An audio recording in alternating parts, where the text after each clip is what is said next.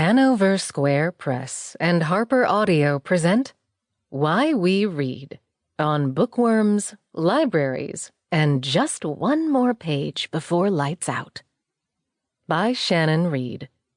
Read by Paige Mckinney. For Mum, who taught me to read, the best gift ever, and for Dad, who loved books, and for Mom, who still takes me to the library, and for Justin, who read alongside me on so many trips, and for my students, with whom I most love talking about books. Also, always be short, Rue.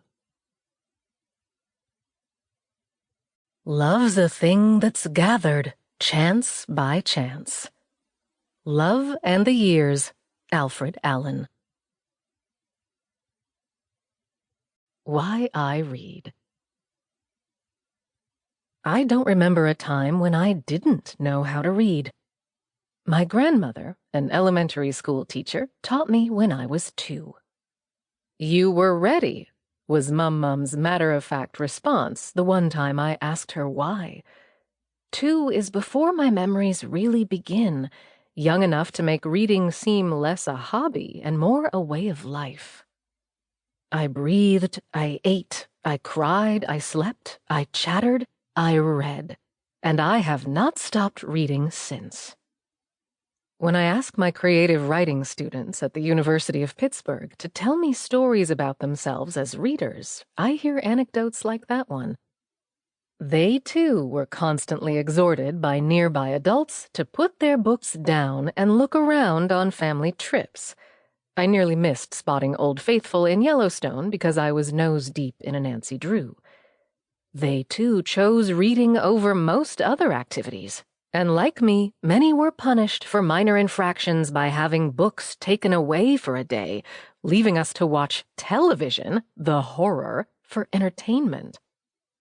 They, too, packed and still pack multiple books for any trips of more than a city block in distance, although e-readers have saved all of our backs, thankfully.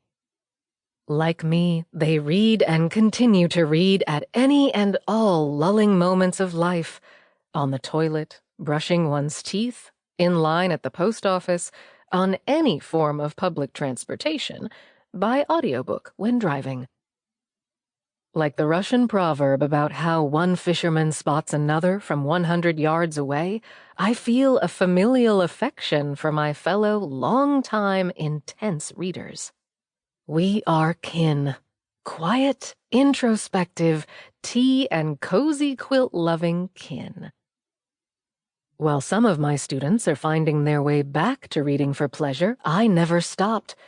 I still read while I brush my teeth, squinting my middle-aged eyes inches from the book, and still bring 3 times the number of books I could possibly read on any trip, including my daily commute to campus. I still visit the library, 2 different libraries, every week. It's truly one of the greatest honors that the librarians recognize me on sight and start checking out my books on hold when I walk in. All these years later, I still define myself as a reader. In writing this book, I've come to realize perhaps the most important reason I've remained so. The act of reading makes me feel safe. Not the book itself, paperback, hardcover, I truly do not care.